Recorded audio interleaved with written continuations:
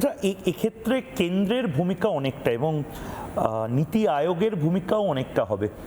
রাজ্যের উন্নয়নে কেন্দ্র কতটা সাহায্য করতে পারে, মানে আমি বলছি যে হেল্পটা উত্তরপ্রদেশ পায় বা যেখানে ডবল ইঞ্জিন সরকার রাজনীতির ভাষায় যে রাজ্যে রয়েছে, কেন্দ্র রাজ্য হেল্প, কেন্দ্র রাজ্য বিনিময়, কোঅপারেশন, এগুলো আমরা 50 বছর দেখিনি। মানে আমাদের রাজ্যে একটা সময় বামপন্থীরা আমাদের শিখিয়েছিল যে কেন্দ্রের বঞ্চনার জন্য আমাদের কিছু হয় না, কেন্দ্র হচ্ছে শত্রু।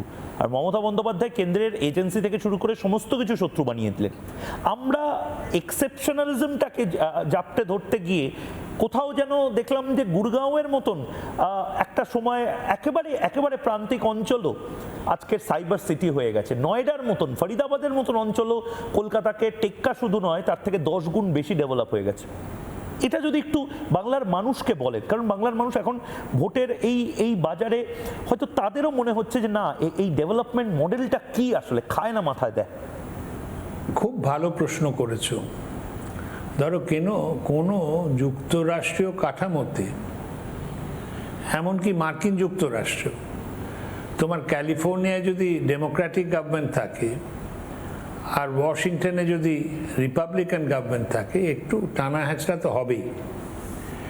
কিন্তু আমাদের ভোলা চলবে না যে আমরা একই দেশে বাস করি, আমরা একই দেশের নাগরিক। আমার সবচেয়ে বড় প্রশ্ন হচ্ছে যে তামিলনাড়ু কিংবা কর্ণাটকা কিংবা অন্ধ্রপ্রদেশ, ওখানে তো সবসময় ডবল ইঞ্জিন সরকার, মানে কংগ্রেসের সরকার কেন্দ্রে, রাজ্য কেন্দ্রে কংগ্রেসের সরকার এরকম ছিল না, কিংবা বিজেপির সরকার এক জায়গায়, আরেকজন বিজেপির সরকার। ওরাও চেঁচামেচি করে, কিন্তু এত চেঁচামেচি তো করে না। কেন্দ্রের সঙ্গে আমরা যুদ্ধ তো করব না, কেন্দ্রের সঙ্গে দর কষাকষি করে যা পাওয়া যায় সেটা নিতে হবে। তারপর প্রশ্নের যথাযথ উত্তর দিতে হবে। এই 5 বছরে আমার একটা বিরাট বিড়ম্বনা হচ্ছে, আমি বুঝতেই পারলাম না।